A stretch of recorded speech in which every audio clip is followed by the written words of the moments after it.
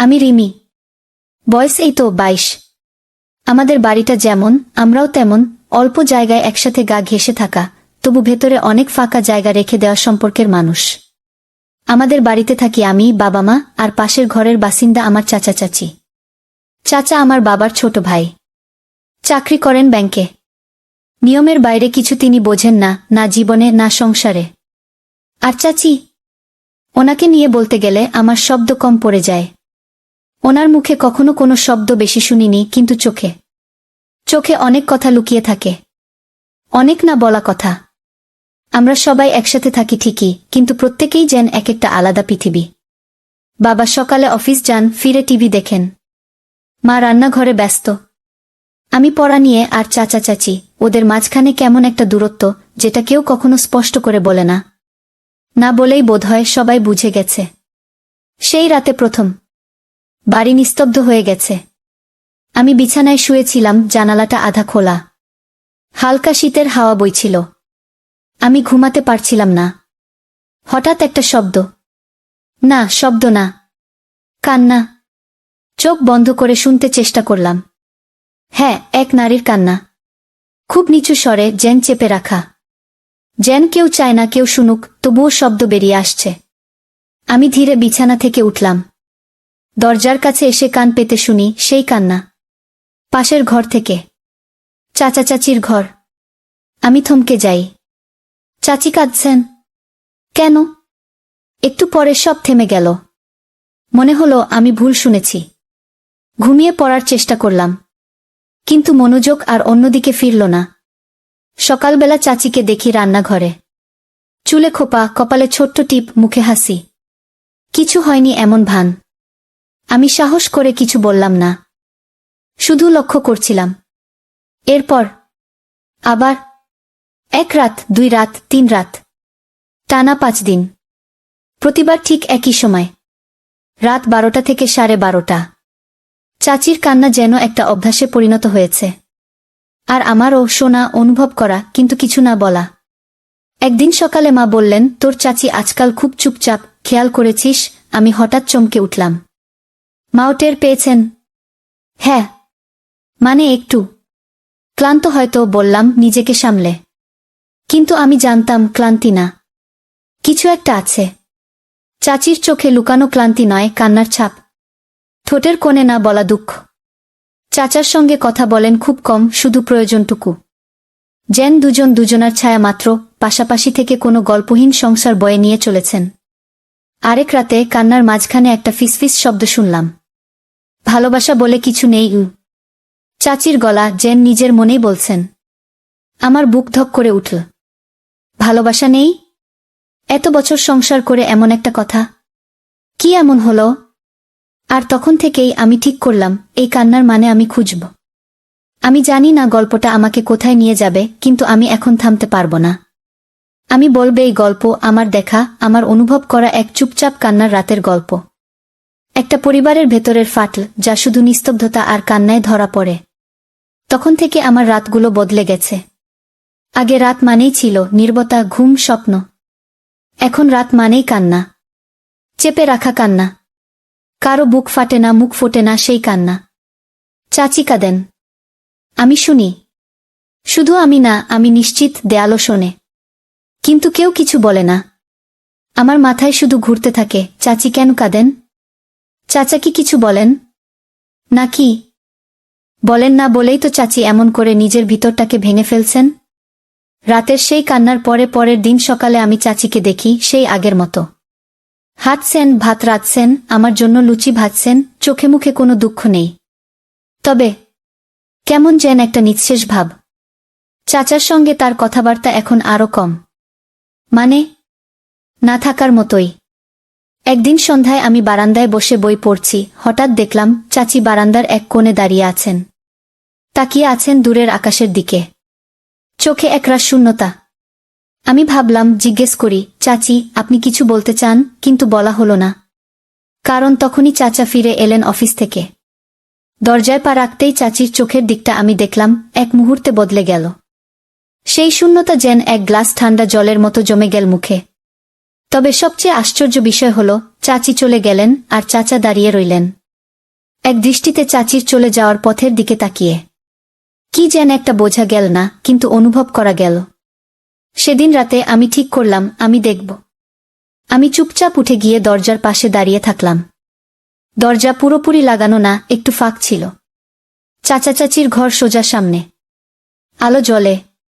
আমি দেখছিলাম না, শুনছিলাম। আবার কান্না, কিন্তু এবার ভিন্ন রকমের, যেন একটু জোরে, একটু হাহাকার মেশানো। এবং এবার আমি শুনতে পেলাম চাচির গলা, তুমি কখনো আমার কথা ভাবো না, একটাও কথা বলো না, একবারও জিজ্ঞেস করো না আমি কেমন আছি। তুমি কিভাবে সবকিছু ভুলে যাও বলো তো? আমাকে কি একটুও ভালোবাসো না? আমি একদম জমে গেলাম। তারপর চাচার গলা শোনা গেল, খুব নিচু, খুব কঠিন কণ্ঠে, ফিরিয়ে দিতে পারি তুমি বলো? তুমি যদি চাও আজকেই আমি সব শেষ করে দিই। চাচির কান্না থেমে গেল। সুনসান। আমি দাঁড়িয়ে আছি, কিন্তু বুক ধকধক করছে।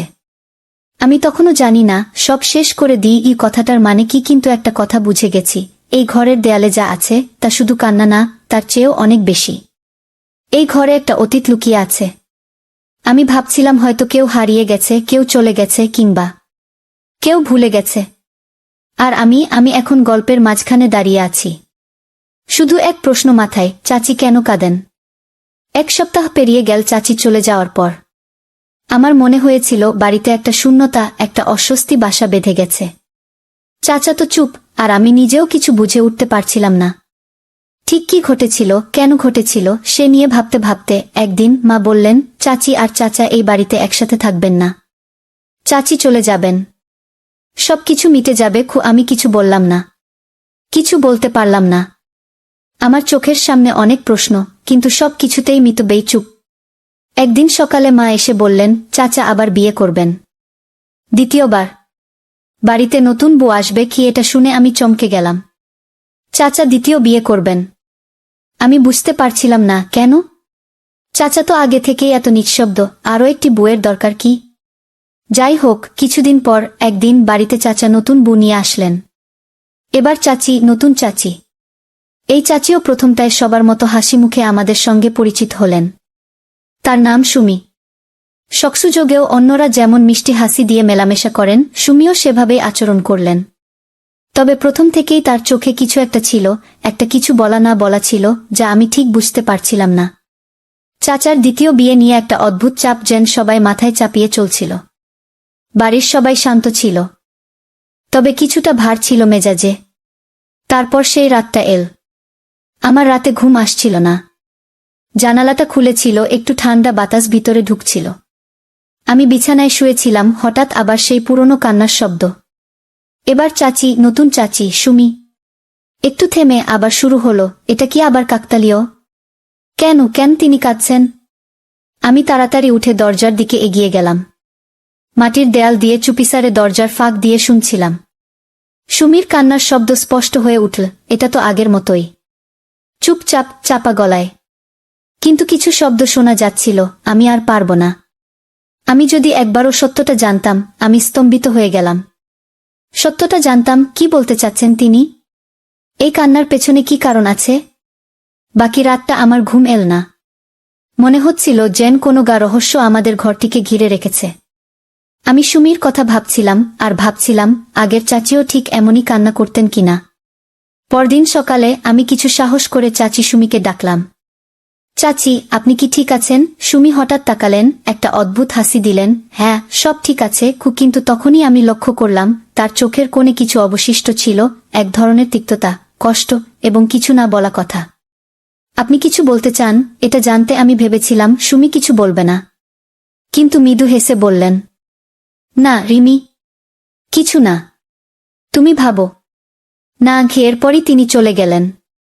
কিন্তু আমি বুঝতে পারছিলাম এটা শেষ কথা নয়। সুমিও সেই কান্নার অন্ধকারে ঢেকে আছেন, যেটি এখনো পরিষ্কার হয়নি। তবে কি আছে? কেন এই কান্না? আরও বড় রহস্য অপেক্ষা করছে নাকি? এবার আমি জানি, এই কান্নার ইতিহাসের মধ্যে কিছু আছে। এটা অনেক গভীর, অনেক পুরনো কিছু। আর আমি সেই ইতিহাস জানার জন্য আরও গভীরে যাব। আমি জানি এই বাড়ির দেয়ালে, এই মানুষগুলোর ভিতরে আরও কিছু লুকিয়ে আছে, যা শুধু কান্নার শব্দ দিয়ে বোঝা যায় না। আমি ভাবছিলাম সেই রাতে আমি কি শুনেছিলাম। চাচি সুমির কান্নার মধ্যে ছিল এক অদ্ভুত তিক্ততা, আর তার সঙ্গে একটা দুঃখের মিশ্রণ। তবে পরদিন সুমি যেন আগের মতোই সব কিছুতে হাসছিলেন, সবার সঙ্গে ঠিক যেমন আগের দিন আচরণ করছিলেন, কিন্তু আমি জানি কিছু একটা ঘটেছে, কিছু একটা ঠিক থাকছে না। তিনি এই বাড়ির পরিবেশে মানিয়ে নিতে পারছেন না। তবুও কোনো পরিবর্তন, কোনো কথা সরাসরি ছিল না। তবে সেই রাতের পর তার মধ্যে একটা আলাদা গুমোট ভাব ফুটে উঠেছিল। চাচা অফিসে চলে যাওয়ার পর সুমি আমাকে ডেকে বললেন, রিমি, একটু বসো। আমার মন একটু শঙ্কিত হয়ে গেল। কি বলবেন তিনি? আমি কাছে গিয়ে বললাম, হ্যাঁ চাচি, কিছু বলবেন? চাচি কিছুক্ষণ চুপ করে থেকে গা গলায় বললেন, আমি আর থাকতে পারব না এখানে। আমি চমকে গেলাম।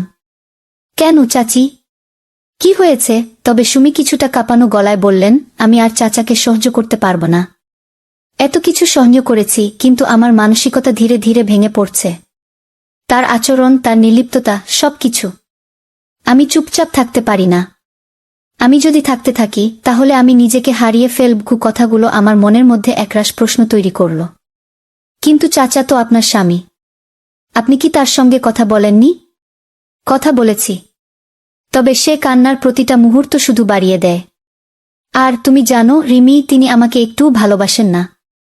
আর ওষুধ খেয়ে তখনই আমি জানলাম সুমি শুধু কান্না বা দুঃখের কথা বলছেন না, তার মধ্যে অনেক কিছু লুকানো ছিল। চাচার অবজ্ঞা, চুপচাপ থাকা, কোনো অনুভূতি না থাকা, এগুলো মনের মধ্যে চাপ হয়ে গেছে। সুমি নিজেকে হারিয়ে ফেলছেন। তাহলে আপনি কি করবেন? আমি মনে মনে চিন্তা করছিলাম, কিন্তু সুমি খুব শান্তভাবে বললেন, আমি চলে যাব। এই বাড়ি ছেড়ে চলে যাব, আর কোনোদিন ফিরব না গিয়ে। তখনই আমার মনে হলো এটাই শেষ। চাচি চলে যাবেন, এটা যেন ঠিক এমন কোনো এক মুহূর্ত যেখানে কেউ আর কিছুই করতে পারে না। সুমি চোখে জল রেখে বললেন, আমি এখন সিদ্ধান্ত নিয়েছি। আমি নিজেকে ভালোবাসতে চাই। আমি আর ওর মধ্যে আটকে থাকতে পারব না। সুতরাং আমি চলে যাব। এরপর সুমি চলে গেলেন তার ঘরে। আমি দাঁড়িয়ে থাকলাম, কিছুই বুঝতে পারছিলাম না। মনটা ভীষণ ভারী হয়ে গিয়েছিল। একদিকে ছিল সেই চাচি, যিনি এতদিন আমাদের সাথে থেকেও কান্নায় গা ভাসিয়েছেন। আর অন্যদিকে সেই মানুষটা, যিনি এবার সিদ্ধান্ত নিয়ে ফেলেছেন যে তার সুখের জন্য তিনি এই ঘর ছেড়ে যাবেন। আমি জানি না সুমি কিভাবে তার এই কঠিন সিদ্ধান্ত গ্রহণ করেছেন। তবে একটা ব্যাপার পরিষ্কার, চাচা নিজের আচরণের জন্য এমন একটা সীমা অতিক্রম করেছেন যেখানে সুমি নিজেকে আর সঙ্গ দেওয়ার শক্তি পাননি। ওই রাতে সুমি ঘুমাতে যাননি। আমি জানি কষ্টটা তার ভেতর খুব গভীরে ঢুকেছে। তিনি নিজে থেকে নিজের একান্ত সিদ্ধান্ত নিয়েছেন। এটাই ছিল তার নিজেকে খুঁজে পাওয়ার একমাত্র উপায়। এবং আমি জানি এটা খুব বড় একটা সিদ্ধান্ত ছিল। একটি সিদ্ধান্ত যা চাচা বা আমাদের কেউ বুঝতে পারবে না। চাচি সুমি চলে যাওয়ার পর বাড়ির পরিবেশ পুরোপুরি বদলে গেল। সেই অস্বস্তি, সেই গুমোট, সবকিছু যেন সবার মাঝে ছিল। চাচা আগের মতোই কিছুটা চুপচাপ, তবে তার মধ্যে একটা অন্যরকম চাপ ছিল। সুমি চলে যাওয়ার পর চাচা যেন খুঁজে পাচ্ছিলেন না নিজেকে। মা একদিন আমাকে বললেন, চাচা আবার মেয়ে খুঁজছে। আমি শুনে অবাক হলাম। কেন? চাচি তো আর নেই। মা বললেন, হ্যাঁ, আর কি? সে তো একদম শূন্য হয়ে গেছে। মানুষজন তাকে মেয়ে দিতে চায় না, কারণ সবাই তাকে ভয় পাচ্ছে। চাচার যে কি কষ্ট সেটা আমি ঠিক বুঝতে পারছিলাম না। তবে তার আচরণ এবং সিদ্ধান্ত দেখে মনে হচ্ছিল চাচা এই শূন্যতাকে পূর্ণ করতে চান। কিন্তু সুমি চলে যাওয়ার পর চাচা কেবল একটা নতুন জীবন খুঁজে যাচ্ছিলেন, আর যাদের কাছে যায় তারা কেউ তার জন্য মেয়ে দিতে চাইছিল না। চাচা সেই সময় এক ধরনের মানসিক অস্থিরতায় ডুবে গিয়েছিলেন। বাড়িতে অনেকেই বলেছিল চাচা তো কেবল বিয়ে করতে চান, কিন্তু একটা দায়িত্ব নেওয়ার মতো মানসিকতা নেই। আসলেই চাচার মধ্যে একটা গভীর শূন্যতা ছিল, তবে তিনি জানতেন না কিভাবে সেটা পূর্ণ করবেন, কিভাবে একটা সম্পর্ক তৈরি করবেন। সুমি চলে যাওয়ার পর তার অবস্থা এমন হয়ে উঠল যে তিনি জানতেন না জীবনটা কোথায় নিয়ে যাবে। তবে একদিন আমি বাড়ির বারান্দায় দাঁড়িয়েছিলাম, হঠাৎ চাচা পাশ দিয়ে হাঁটছেন। আমি সেদিকে তাকিয়ে ভাবলাম, চাচার সেই অভ্যন্তরীণ অস্থিরতা কিভাবে প্রকাশ পাচ্ছে। একটা দিন সন্ধ্যায় চাচা এসে মার কাছে বললেন, দিদিমা, আমি এবার আবার বিয়ে করব। মা একটু বিরক্ত হয়ে বললেন, তুমি তো সুমিকে হারালেই শান্ত ছিলে, এখন আবার কেন? তোমার কি কিছু শেখা হয়নি? চাচা মাথা নিচু করে বললেন, তোমরা সবাই তো বলেছিলে বিয়ে ছাড়া কিছু হবে না। এখন তো মনে হয় একটা নতুন শুরু চাই। মা রেগে গিয়ে বললেন, তুমি যদি আবার এমন কিছু করো তাহলে আর কিছু ভালো কিছু হবে না। আমি বললাম, তুমি কি জানো চাচি সুমি কি কষ্ট পেয়েছিল? চাচা কিছু না বলে চলে গেলেন। তবে আমি জানি চাচা কি ভাবছেন। তিনি শূন্যতাকে পূর্ণ করতে চাইছেন, তবে সে কষ্ট তার কাছে অজ্ঞাত। একটা সময়ের পর চাচা পরিচিতদের কাছে নতুন মেয়ে খোঁজ শুরু করলেন। কিন্তু আশ্চর্যজনকভাবে কেউ তাকে কোনো মেয়ের জন্য রাজি হচ্ছিল না। তারা বলছিলেন, তুমি তো আগেও সুমিকে ঠিকমতো খেয়াল রাখনি, এই বয়সে তোমার আবার মেয়ে চাই কেন? এরপর চাচা দুঃখিত হয়ে বললেন, অথচ আমি তো শুধু একা থাকতে পারছি না। আমার জীবনটা এত নিঃসঙ্গ হয়ে গেছে। আবার যদি কেউ পাশে থাকে তাহলে হয়তো কিছুটা শান্তি পাব। কিন্তু কেউ তার কথা শুনতে রাজি হচ্ছিল না। চাচা একসময় আরো হতাশ হয়ে পড়লেন। তার মানে কি তিনি এই সংসারে আর কিছু পাবেন না? সবাই তাকে অবজ্ঞা করতে থাকল। তবে চাচার এই মানসিক অবস্থা পুরোপুরি পরিবর্তন হয়ে উঠছিল। এটাই সেই সময় যখন চাচার সেই নিঃসঙ্গতা, যেটা তিনি প্রথমে বুঝতে পারেননি, ধীরে ধীরে প্রকাশ পাচ্ছিল। আর নতুন মেয়ের খোঁজে তার এই শূন্যতা পূর্ণ করার চেষ্টাও ক্রমশ ভুল পথে চলে যাচ্ছিল। তবে তখনই একদিন চাচা এসে বললেন, আমি সিদ্ধান্ত নিয়েছি, আমি আর কাউকে বিয়ে করব না। আমি এখন এই একাকিত্বের সঙ্গেই বাঁচব। এটা শুনে আমি চমকে গেলাম। চাচা, যে এতদিন কেবল নতুন জীবন খুঁজে চলেছিলেন, সে আবার এভাবে ভাবতে শুরু করেছেন। এটি চাচার ভেতরের এক ধরনের পরিবর্তন, যেন তিনি নিজের শূন্যতাকে মেনে নিতে শিখছেন। তবে আমার মনে হয় চাচা আসলে একটা গভীর অভ্যন্তরীণ দ্বন্দ্বে ছিলেন। প্রথমে তিনি চেয়েছিলেন আরেকটি সম্পর্ক তাকে নতুন করে জীবন দেবে, কিন্তু শীঘ্রই বুঝতে পারলেন তার জীবনে কোনো সম্পর্ক নতুন কিছু দিতে পারবে না যতক্ষণ না তিনি নিজের অভ্যন্তরীণ কষ্টকে গ্রহণ করেন। এবং সে মুহূর্তে চাচা বুঝে গিয়েছিলেন প্রত্যেকটা সম্পর্কের মধ্যে একটা ভঙ্গুরতা থাকে, এবং যদি তা অন্যের উপর চাপানো হয় তবে সেটা শুধুমাত্র আরও বড় ক্ষতির কারণ হবে। চাচার নতুন জীবন শুরু করার সিদ্ধান্তের পর বাড়ির পরিবেশ কিছুটা শান্ত ছিল। চাচা তার সিদ্ধান্তে স্থির ছিলেন, তিনি আর বিয়ে করবেন না। কিন্তু এই সিদ্ধান্তের পরও আমাদের মধ্যে কিছু অস্বস্তি ছিল। চাচা এখনও নিঃসঙ্গ, এখনও শূন্যতায় ডুবে আছেন, তবে কেউই তার সাহায্যে এগিয়ে আসছে না। সেই সময় মা এসে এক অদ্ভুত কথা বললেন। একদিন বিকেলে আমি ঘরের কোণে বসেছিলাম। মা এসে হঠাৎ আমার দিকে তাকিয়ে বললেন, রিমি, আমি একটা সিদ্ধান্ত নিয়েছি। আমি অবাক হয়ে মাকে দেখলাম। কি সিদ্ধান্ত মা? চাচার সঙ্গে তোমার বিয়ে দেব। আমি যেন আমার স্থান থেকে উঠে না দাঁড়াতে পারলাম। মনের মধ্যে প্রশ্নের ঢেউ শুরু হয়ে গেল। কি বলছেন আপনি? মা আমার দিকে গভীর দৃষ্টিতে তাকিয়ে বললেন, হ্যাঁ, ঠিকই শুনেছ। আমি মনে করি এই পারিবারিক পরিস্থিতির মধ্যেই তুমি ও চাচা একসাথে জীবন কাটাতে পারো। আমি বাকরুদ্ধ হয়ে গেলাম। আমার মনে নানা প্রশ্ন এবং চিন্তা একসাথে ভিড় করল। এটা কেন? মা, আপনি কি ভাবছেন? মা এক গভীর নিঃশ্বাস নিলেন। রিমি, তুমি তো জানো চাচার কি অবস্থা। সে একদিকে শূন্যতা নিয়ে বেঁচে আছে, আর অন্যদিকে আমাদের মধ্যে কেউ তাকে বুঝে ওঠার মতো অবস্থায় নেই। আমি যদি তোমাদের একে অপরকে সাহায্য করতে দিই তবে কিছুটা শান্তি আসতে পারে। এটা কিভাবে সম্ভব? আমার ভেতরে দ্বন্দ্ব তৈরি হচ্ছিল, একদিকে চাচার শূন্যতা, অন্যদিকে আমি নিজে। আমি কিভাবে তাকে সাহায্য করতে পারব? কিভাবে নিজের জীবনটা এত তাড়াতাড়ি বদলে ফেলব?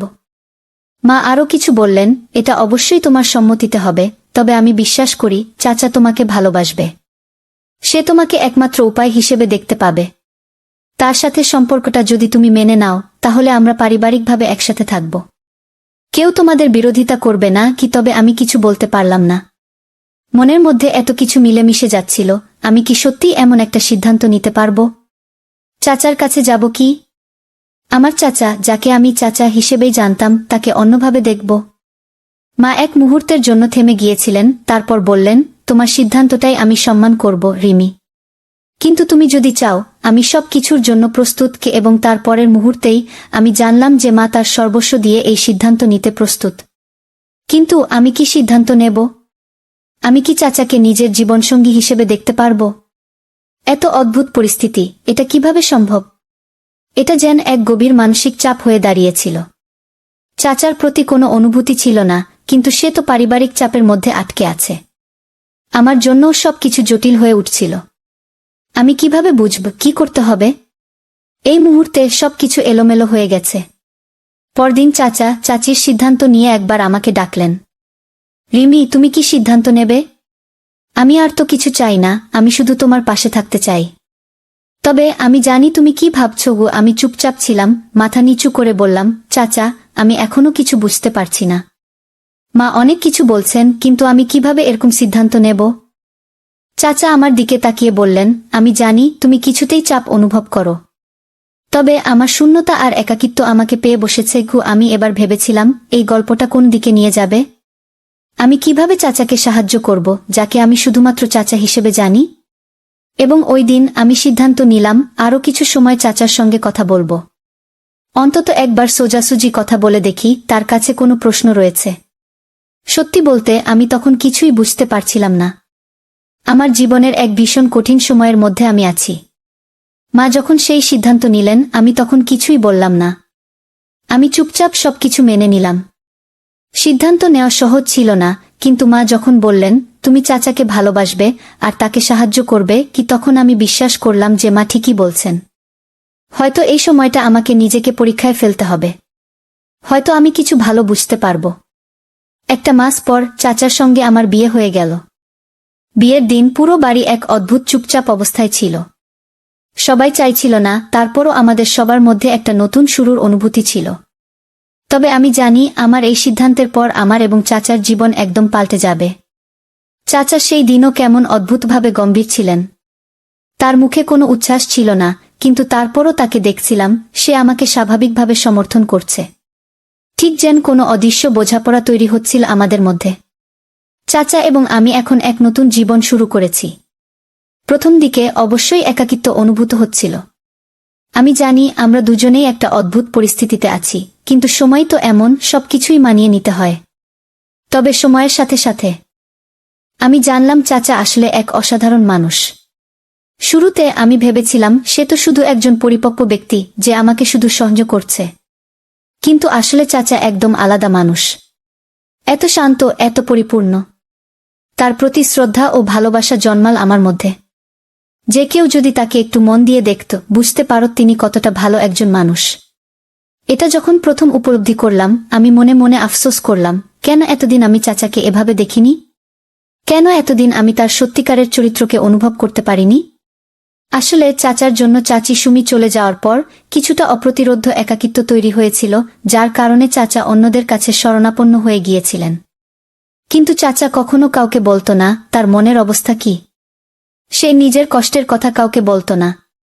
এখন চাচার পাশে এসে বসে আমি বুঝতে পারলাম তার ভালোবাসা নিঃস্বার্থ, তার শ্রদ্ধা অকৃত্রিম। সে কখনো নিজের কষ্টের কথা বলেনি। কখনো তার চোখে স্বার্থের কোনো ঝলক দেখিনি। সে শুধু নিজেকে বিলিয়ে দিত আর অপেক্ষা করত তার জীবনের ছোট্ট শান্তির জন্য। কিন্তু তাও আমরা তাকে বুঝতে পারিনি। সুমি চলে যাওয়ার পর সে তার দুঃখ কষ্ট নিজে মেনে নিতে শিখেছিল, একে একে সবকিছু মেনে নিতে শুরু করেছিল। সেই সব দিন যখন সে চুপচাপ বসে থাকত, তখনই সে আসলে এই বিশাল মানসিক লড়াই চালাচ্ছিল। চাচা আমাদের সবার প্রতি এতটা শ্রদ্ধাশীল, এতটা ভালো মানুষ যে তাকে দেখতে গিয়ে আমরা অনেকেই তাকে মূল্যায়ন করতে ভুলে গিয়েছিলাম। কিন্তু এখন যখন আমি চাচার সঙ্গে সময় কাটাচ্ছি, যখন আমি তার অনুভূতিগুলো বুঝতে পারছি, তখন মনে হয় এতদিন চাচাকে বুঝে ওঠা হয়নি। কয়েকদিন পর এক রাতে আমি চাচাকে একান্তে বললাম, চাচা, আমি বুঝেছি আপনি আসলে খুব ভালো মানুষ। সুমি কেন আপনাকে ছেড়ে চলে গিয়েছিলেন সেটা আমি এখন বুঝতে পারি। চাচা কিছুটা চুপচাপ হয়ে এক পলক তাকালেন। তারপর বললেন, রিমি, তুমি যখন সত্যিকারের হৃদয় দিয়ে কিছু বুঝতে পারো তখন সবকিছু সহজ হয়ে যায়। আমি কখনো কাউকে দুঃখ দিতে চাইনি, কিন্তু জীবন তো এমন, কারো কাছে কিছু পাওয়ার চেয়ে নিজের কিছু দেয়া অনেক বড়। তারপর তিনি একটু থামলেন, আবার বললেন, তবে আমি কখনো কাউকে বাধ্য করিনি। সুমি এবং আমি অনেক ভালো সময় কাটিয়েছিলাম, কিন্তু কিছু ক্ষেত্রে জীবন আমাদের পথ আলাদা করে দেয়। আর তাতে ভালোবাসার কোনো ভুল নেই।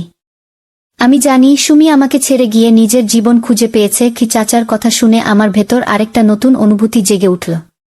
কিছুই আর অজানা থাকল না। চাচা যতটা ভালো মানুষ, তার থেকেও বড় কথা, সে নিজের জীবন নিজের শর্তে বাঁচতে শিখেছিল। সে কেবল শূন্যতা ও একাকিত্ব কাটিয়ে আবার জীবনে নতুন কিছু খুঁজে বের করতে চেয়েছিল। এখন আমি জানি চাচা আসলে কেবল ভালোবাসার জন্য কিছু চেয়েছিলেন, কিন্তু কেউ তার ভেতরকার কষ্ট বুঝতে পারেনি। তারপর থেকে চাচার সঙ্গে আমার সম্পর্ক আরও মধুর হয়ে উঠল। আমি জানি চাচা আর আমি একে অপরকে ভালোভাবে বুঝতে পারছি। আমাদের সম্পর্ক একটা নতুন দিক নিতে শুরু করেছে। এটা শুধু পারিবারিক সম্পর্ক ছিল না, এটি এখন হয়ে উঠেছে দুটি মানুষের একে অপরকে শ্রদ্ধা করার, একে অপরকে বোঝার সম্পর্ক।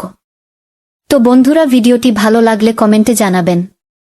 এইরকম ভালোবাসার গল্প শুনতে চাইলে চ্যানেলটা সাবস্ক্রাইব করুন এবং পাশে থাকুন আর আপনার বেল আইকনটা বাজিয়ে রাখুন, যাতে নতুন ভিডিও আপলোড করা মাত্র আপনারা দেখতে পারেন।